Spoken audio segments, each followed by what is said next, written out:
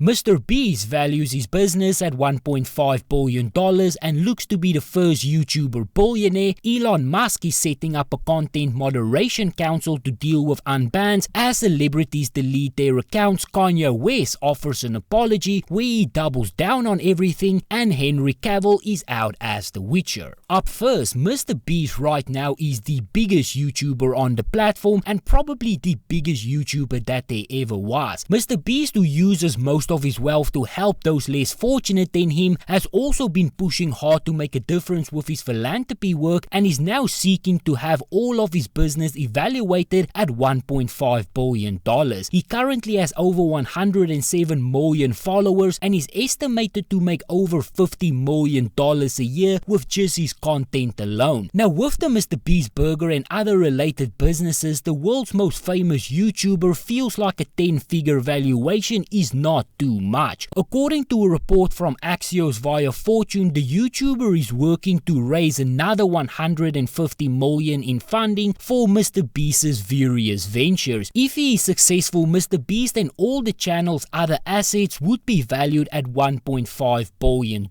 Now, reaching this valuation would not only be a monumental achievement for MrBeast, but also for YouTube as well. It is a crazy high valuation, but one that might not actually be that far off. Again, if MrBeast does manage to get such a high valuation, he will be the first YouTuber in history to do that. Now, granted that history is only 15 years old, but it is still impressive nonetheless. Now, for his $150 million investor expansion, MrBeast will most likely be looking to focus on other businesses such as MrBeast Chocolate and also the MrBeast Burger, which at this point is available at 300 locations. He just recently opened up another location for his burger, and I am sure that he's going to be looking to go worldwide. Now, right now the MrBeast Burger gets sold from existing fast food locations, but as the business grows, I am sure more independent shops will also be opening up as well. Then Kanye West has come out with an apology, but still somehow find a way to double down in many aspects. Now, for the comments that he made about George Floyd, the rapper said, "When I see the video as a black person, it hurts my feeling. And I know that police do attack and that America is generally racist. And I understand that when we get to say Black Lives Matter, the idea of it made us feel good together as a people." He then also goes on to say that when I questioned the death of George Floyd,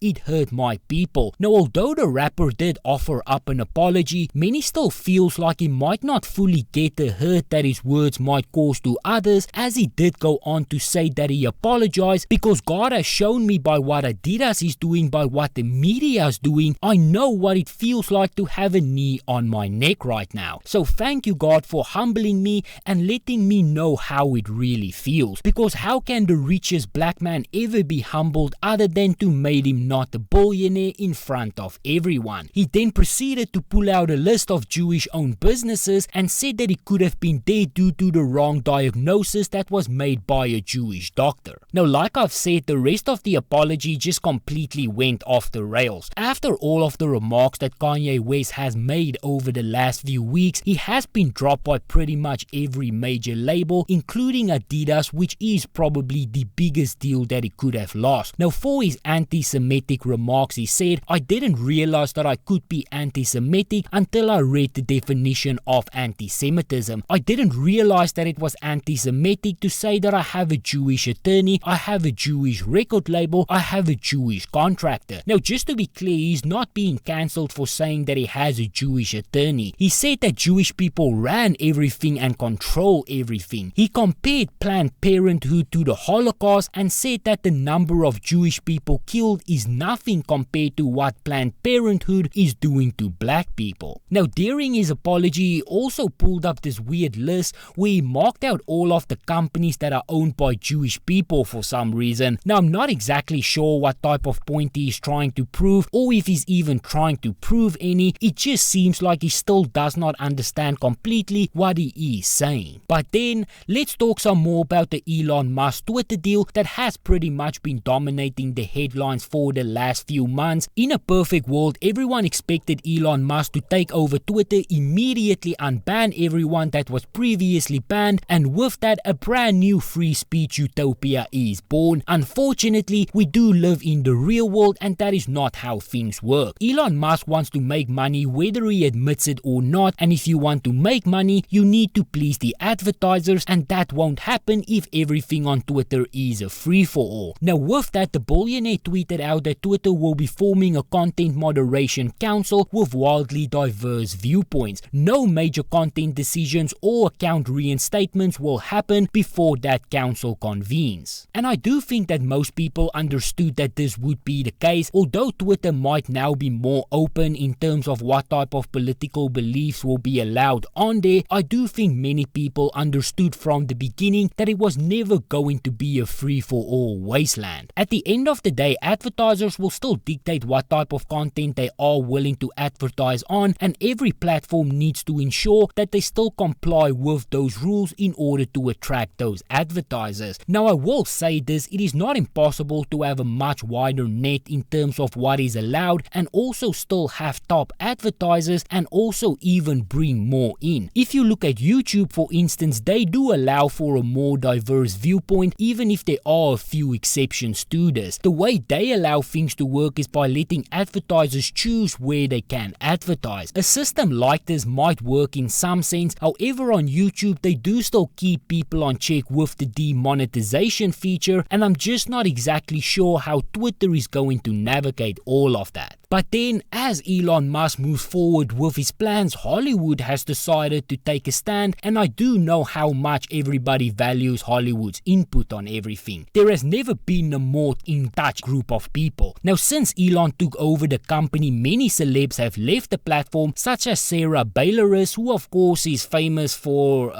you know that thing. We also have Sonda Rhimes, who is known for her part in, well, you know.